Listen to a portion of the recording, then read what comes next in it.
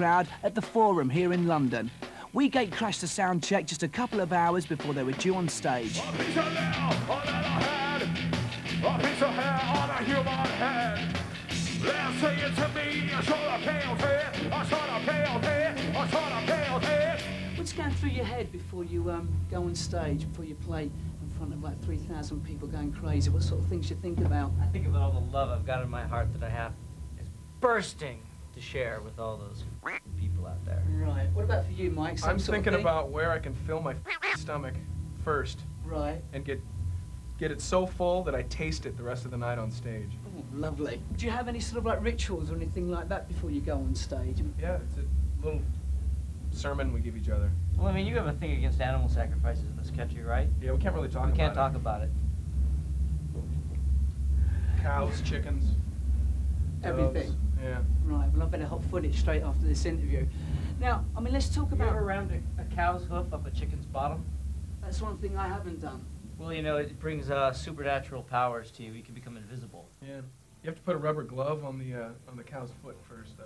And since your last album, you've lost your long-standing guitarist, Jim Martin. Can you just tell us what happened there? Oh boy, where do we start, Bill? I don't know, it's a long story. It really What about is. the beginning?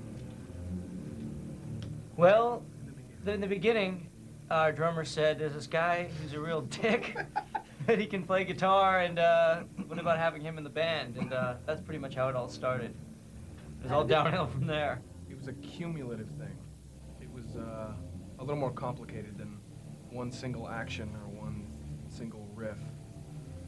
It was a deep thing. There was definitely an air of unhappiness that lasted a few years, you know. We weren't happy for about 3 years, and we were kind of like slugged on with it. We figured the best thing to do was just make the best out of it, and you know, you can only really do that for so long, and you get to this point where like you're ready to break, where I can't make the best out of it anymore, something's got to change, and that's what happened, really.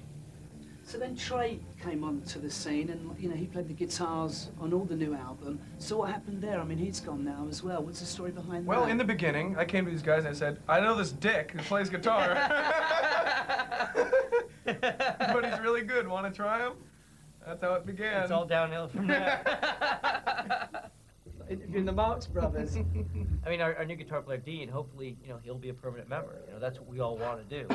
It's just that, you know, it's such a pain. Once they're in, then if they have to go out, man, it's It's sucks. like if you've been married once, you don't want to rush into it the second time. Yeah. You know, you don't want to go back into that right away. You know, you have to be a little bit wary of it, of course. So tell us about the new guy, Dean. Where did he come from? What's he brought to the band that maybe he didn't have before? Charming good looks. That's what he's A sense of mystique. He's a very mysterious guy. He doesn't talk He is a much. mysterious guy. Yeah. But So he's got a lot of enthusiasm, and he's got a lot of he's a hardworking guy. He's actually a really smart guy. I guess he's a guy where like he can have an opinion, and we can take his opinion and actually think about it. You're married now, I understand, and so's the other Mike in the band as well. How's married life? fabulous. Well, We now never they have see their each other. own bunk on the back of the bus now. You do? Actually, we the have Mike our and own Mike. bus. Yeah. The two Mikes. It's like two married couples guys. on one bus, you know. We sit around, cook each other food, play cards, bicker, back and forth, vacuum. Actually, I bet you didn't know this, but Mike and Mike are married. I mean, to each other. As well as the They're band. both. They're both married members of The the wives band. are just a front. That's just what we tell the public. Wanna tell you if you can look in the face and haunt your body. Wanna tell you if you can look in the face of your body.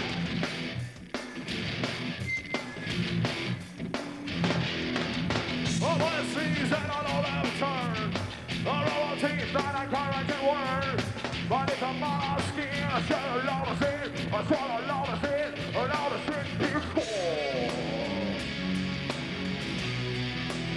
Noticed it before. Noticed it before. Noticed it before.